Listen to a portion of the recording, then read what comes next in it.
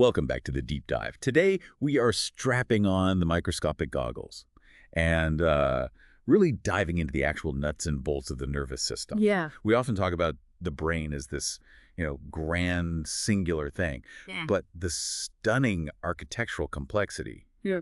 it's really in the individual components. Exactly. The specialized cells, layered protections, the non-stop logistics that keep the whole thing running. So our mission today is to unpack these components from the major divisions right down to the molecular motors that are driving transport. And that's absolutely essential because clinical function it relies entirely on this structure.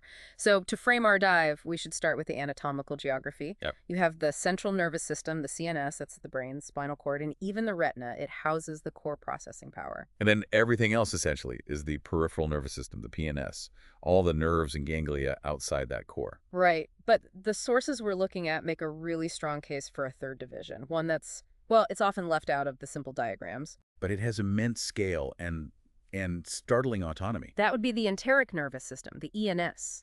This is the nervous system that's literally embedded in the wall of your gastrointestinal tract. And the deep dive moment here is just the sheer quantity of tissue, right? It contains roughly as many neurons as your entire spinal cord. The entire spinal cord. It's a massive network, and it's mostly dedicated to governing gut motility and secretion.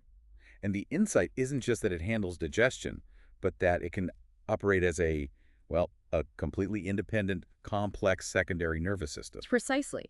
It can mediate local reflexes, regulate basic behaviors, all without needing constant feedback or instruction from the CNS. Hence the nickname, the second brain. The second brain. So if we look at the CNS tissue itself, there's a clear visual separation. A very clear one. You have the gray matter. This is the computational center. It's where you find the neuronal cell bodies, the extensive branching dendrites, and this complex meshwork of processes we call the neuropil. And then physically wrapping around this, or connecting distant gray matter, is the white matter. The high-speed wiring. Exactly. It's made of concentrated bundles of axons, and they look white because they're so heavily insulated by these lipid-rich myelin sheaths. So gray is processing, white is communication, and insulation. Let's start with the central functional unit then, the neuron. Yeah. Their design is just. It's a feat of biological engineering. And a critical fact about most of them is that they're postmitotic. Which means once they're established, they are rarely, if ever, replaced. And their job really determines their shape. The most common type is the multipolar neuron, right? Right. That's the classic design we all picture.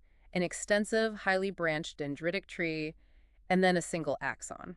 These are the real workhorses of the CNS. Then you have the bipolar neurons, much more specialized. Very specialized. You see them in sensory systems like the retina or the vestibular system.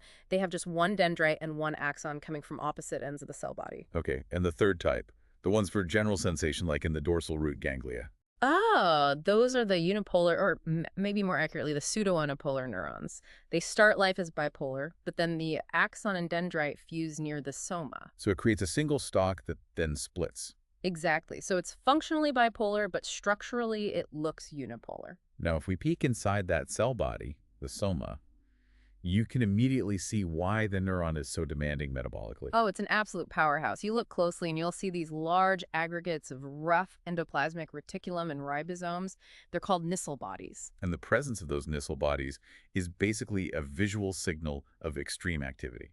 It is. It means this neuron is just constantly churning out huge amounts of protein, not just for, routine maintenance, but to manufacture all the neurotransmitters and components needed to maintain that massive architecture all the way down the axon. And the incoming signals are gathered by the dendrites. They're like this vast branched antenna, the neuron's afferent system. And they're receiving thousands of excitatory and inhibitory inputs all at once, but what really stands out is their flexibility. Right, dendritic trees are highly plastic, even in adults. They're constantly growing and retracting. And that plasticity is often focused at these tiny little protrusions called dendritic spines.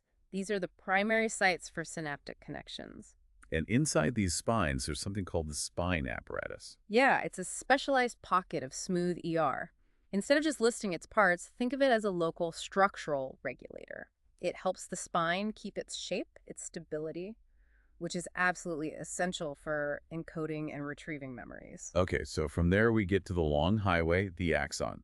It originates at the axon helic. A very clean ribosome-free zone. This is the decision point. The area where all those incoming signals get summed up, and if the threshold is met? Bam! The action potential is initiated. But to sustain an axon that might stretch for a meter, you need this nonstop process called axoplasmic flow. Which is one of the most energetically expensive processes in the entire body. Oh, for sure. And it's not a steady trickle. It's a high-speed logistical operation running along a microtubule track. It's really incredible.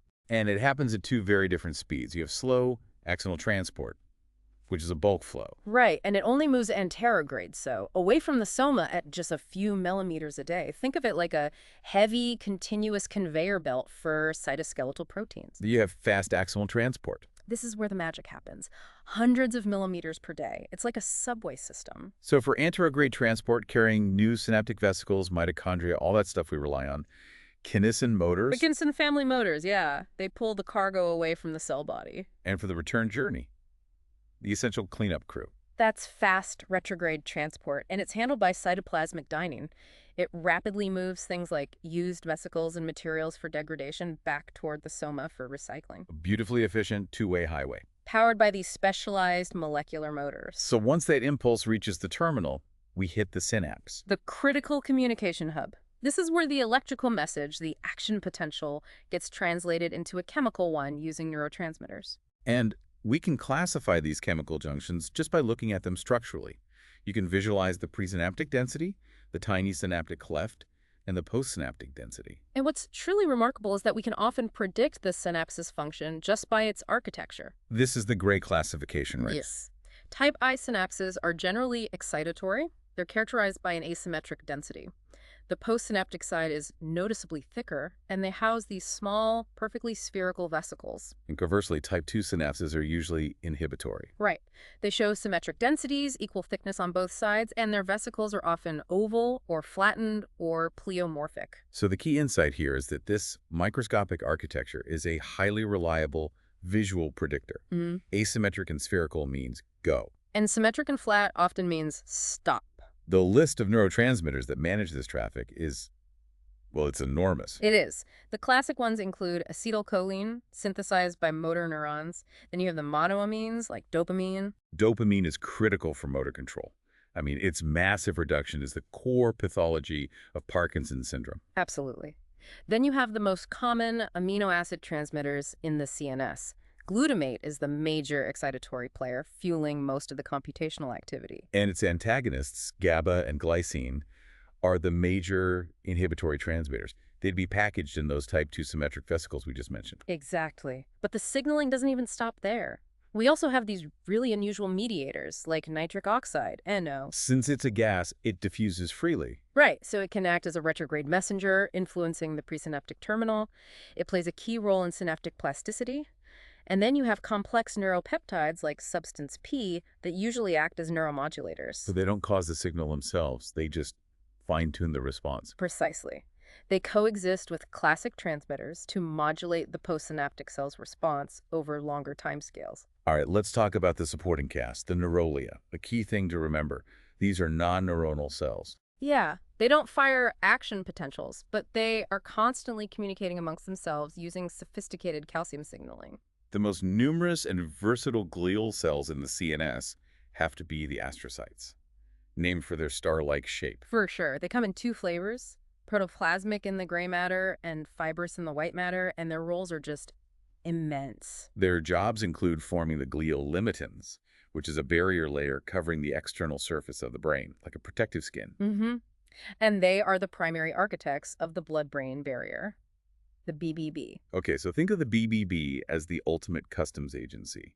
It restricts what can get from the blood into the delicate brain environment. And the astrocytes achieve this by tightly wrapping their end feet around capillaries. They're literally directing the endothelial cells to form the necessary tight junctions. So without the astrocytes, there's no effective BBB. None. They also participate actively in what's called the tripartite synapse, wrapping around the synaptic cleft. They're the cleanup crew.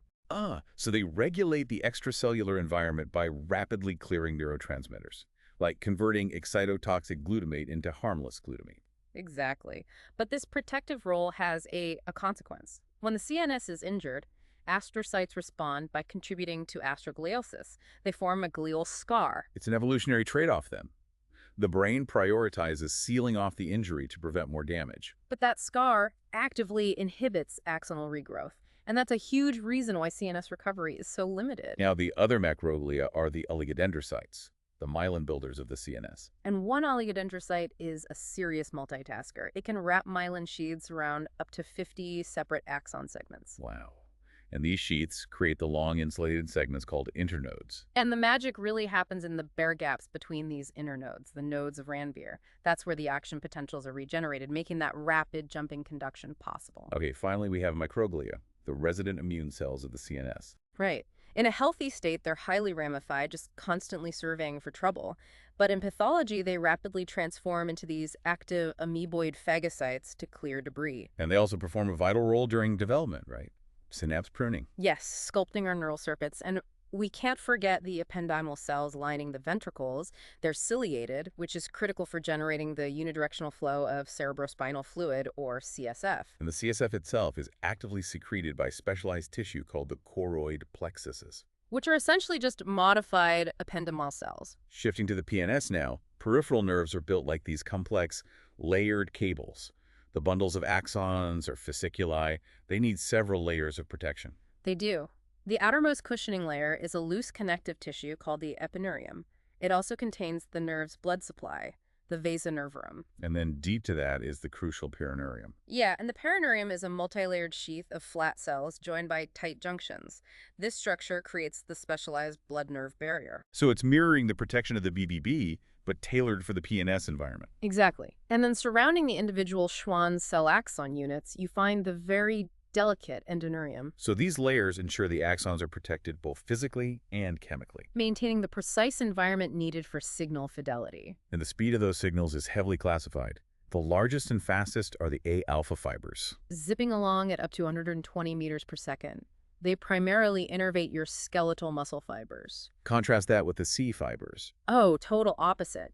These are the smallest, slowest, and importantly, they are unmyelinated.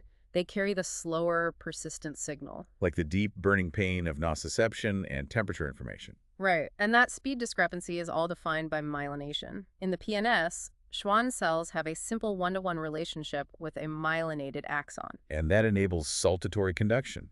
The action potential doesn't just spread, it literally jumps across those long insulated segments. Regenerating only at the nodes of Ranvier. That's what gives it that incredible speed advantage. We also classify sensory endings by their response pattern.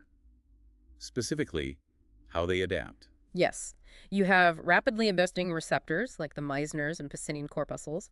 They signal the onset of a stimulus, like a tap or a vibration, and then they quickly shut off. So they tell you that something just changed. Exactly. Conversely, you have slowly adapting receptors, like Ruffini endings and the Golgi tendon organs. They signal the sustained presence of a stimulus, Providing continuous feedback about position or pressure. and the proprioceptors give us a perfect example of this. The Golgi tendon organs, found in the tendons, sense tension. They're most sensitive to active muscle contraction. And they're slowly adapting, giving constant feedback about the force being exerted. Right. And then the neuromuscular spindles, deep within the muscle belly, are these complex structures monitoring muscle length and the velocity of that change. They have these specialized intrafusal fibers and sensory endings, all finely regulated by the fusiomotor efferents from the CNS. All to ensure your brain constantly knows exactly where your limbs are positioned in space. So bringing it all together, the action potential is the fundamental electrical event, a transient all-or-none reversal of membrane polarity. Driven by the rapid opening of voltage-sensitive sodium channels. And that conduction velocity is fundamentally determined by that combination of axon diameter and the presence of myelin. And this is where the anatomy has really critical clinical implications. Yeah. Like in demyelinating diseases. Yeah. Multiple sclerosis, for example, where the myelin sheath is destroyed. Right. The intranodal region of the axon, the part that's normally covered by myelin, it simply doesn't have enough of those voltage-sensitive sodium channels to sustain propagation. Because the channels are all clustered at the nodes. Exactly. So once the myelin is gone, the current just leaks out before it can reach the next node. And that leads to a complete conduction block. That instant and severe functional impairment really underscores how dependent our nervous system is on that intricate insulation architecture. It absolutely does. So what does this massive structural deep dive tell us? I think it shows that the nervous system is just a marvel of specialization. Every single structure, from the protein manufacturing soma to the tight junctions of the perineurium, serves a precise, non-negotiable role. And we are left with that architectural dilemma we mentioned earlier, the difference between the CNS and the PNS environments. Right, the CNS actively inhibits regrowth with the glial scar, prioritizing protection and stabilization over regeneration. Whereas the PNS is structured with the endoneurium and Schwann cells specifically to facilitate and guide axonal repair. It raises a profound final question, especially when you consider the remarkable structural plasticity we see in dendritic trees and glial cells, even in the adult brain. Yes, and while most neurons are fixed, the intense debate continues over whether adult neurogenesis persists in certain regions of the human brain, like the hippocampal dentate gyrus. So given that we see this constant adaptation at the molecular level, dendritic spines appearing and retracting, glia actively remodeling synapses, It forces you to consider that this highly specialized protected architecture we've discussed isn't static at all. It's constantly engaged in maintenance and remodeling, maybe forging new pathways right now in ways we are only just beginning to appreciate. a perfect way to cap off our deep dive into the microscopic world of the nervous system. Thank you for guiding us through this stunning architecture.